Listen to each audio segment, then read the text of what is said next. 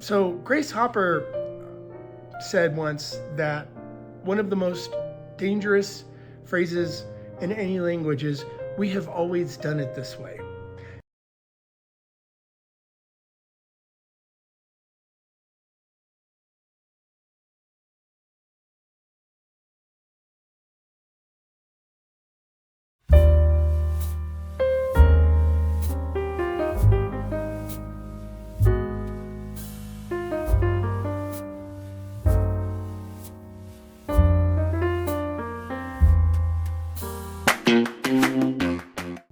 So Grace Hopper said once that one of the most dangerous phrases in any language is, "We have always done it this way."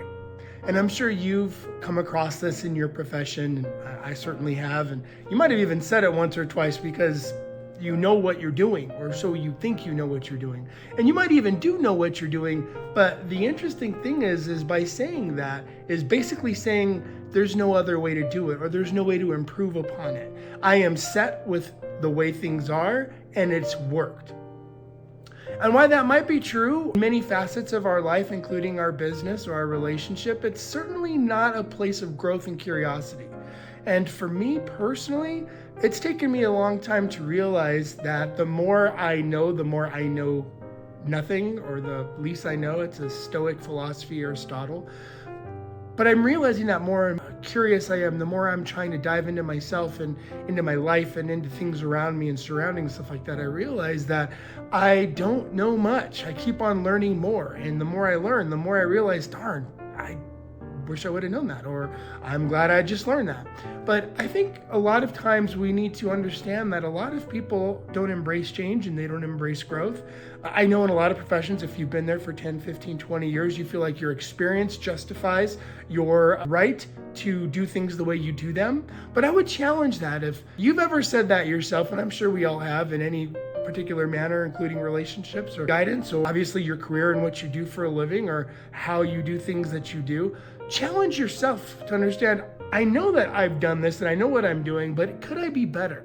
If there are ways to challenge and change and grow.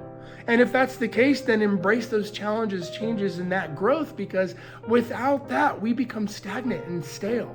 And the words that we say are recycled. Recycled words from recycled experiences equaled recycled futures. And we don't want to live a recycling life, unless we're recycling for the planet, of course, but in our own lives, we should be expanding and growing and challenging ourselves. If you find yourself in a rut and you know as much as you think you can and you can't grow, or there's no place to grow, think you know enough that you don't need to grow, even more so, reach out to me.